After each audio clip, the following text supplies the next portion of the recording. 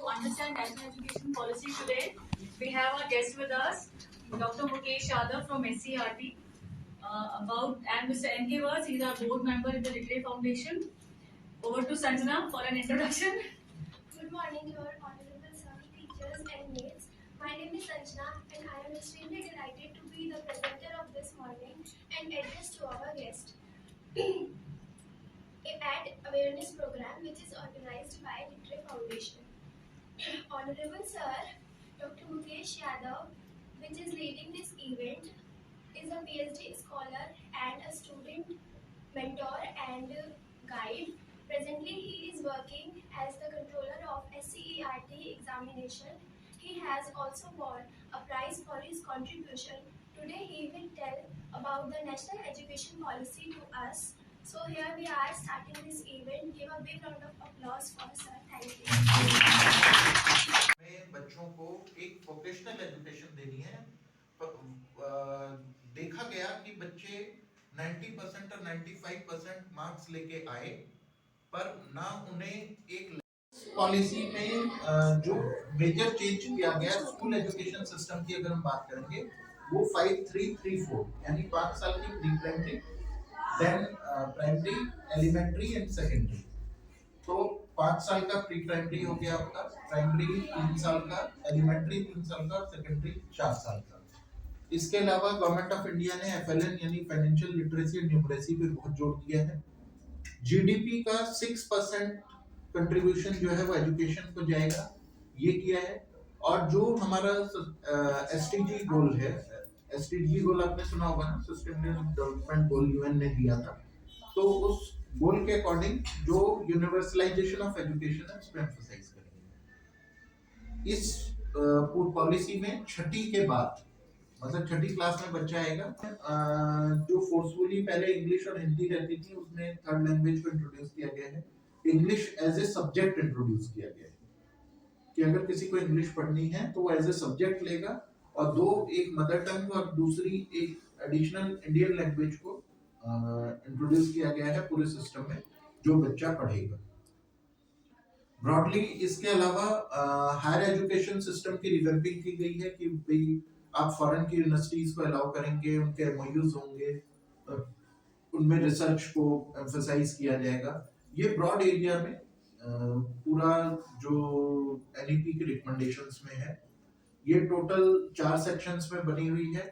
और विजन यही है कि शिक्षा सभी तक पहुंचे, क्वालिटेटिव शिक्षा हो, और बच्चे जब समाज में आए तो एक सभी में समानता है कि बच्चों का जो छठी के स्तर पे आएंगे तो उन्हें हमें, तो उसके बाद जैसे आप बताए थे, देखिए ग्रेजुएशन प्लस बीएड ये आपके 4 ईयर कोर्स के इक्विवेलेंट हो जाएगी। जो हमारे यहाँ के बच्चे बाहर जाते हैं तो वो क्या करते हैं कि ग्रेजुएशन किए हुए हैं, अगर पीजी करना है उन्हें तो पीजी नहीं कर सकते हैं, उन्हें 1 साल का कुछ इंटर्नशिप करना पड़ता है, तब वो पीजी कर पाते हैं। ग्रेजुएशन एजुकेशन पे फोर्स करेंगे सो दैट कि आप लोग उसको करके और कोई आगे जॉब अपॉर्चुनिटीज आपके लिए ओपन हो सके। इसके अलावा रिसर्च पे बहुत एम्फेसिस है। ग्रेजुएशन में हमने लास्ट ईयर भी मैंने आप लोगों के पास भिजवाया था मटेरियल, इस बार हम फिर बना रहे हैं, हमारा बन चुका है वो मटेरियल, हम हर बच्चे को प्रोवाइड कर रहे हैं। स्टेट्स को इसके लिए भारत सरकार द्वारा फंड किया गया, जो NEP का सबसे बड़ा component. Ma'am and all my classmates, I'm Angel. My name is Angel and I'm a student here and working as a data entry operator. I would like to thank our in charge, Rajni ma'am, for giving me this opportunity to introduce myself and address our guest. So let me introduce Mr. N.K. Vaz, sir. He is a board member of Literary Foundation. He has graduated from the Alsing College, which is nearby, and he has traveled many countries like Australia, USA, started from Bangladesh, and many more countries. He is working with Indian Foreign Service.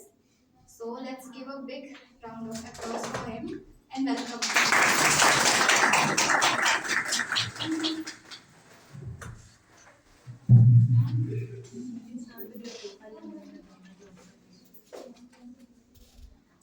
You are preparing for government jobs? Okay. What are your main interests? I should know. Then I will explain. What are your main interests? Which type of government jobs? Which sections you want to do? For that, you all know B.Ed is required. B.Ed and further studies. To get any government job, most important aspect is your focused studies. Administrative service. They are the top bureaucrats who run the country. सब कुछ जो भारत में जो भी कुछ होता है वो आईएएस ऑफिसर्स ही उसको कंट्रोल करते हैं. अब if you are doing good in civil service में दो हिस्से हैं. पहला उसका होता है प्रिलिमिनरी एग्जाम, जो कि मेन एग्जाम में आपको बैठने की परमिशन के लिए पहले मेन एग्जाम. इसके दो फैक्टर्स हैं. प्रिलिमिनरी का तो ये है कि आप अपना डिफिकल्ट वर्ड मिलेंगे, उनका आपने क्या करना है, डायरी में उनको नोट करना है. डेली आपने 5 वर्ड्स लिखने इंग्लिश में जो आपको नहीं आते. एक महीने में आपके 150 वर्ड्स हो जाते हैं.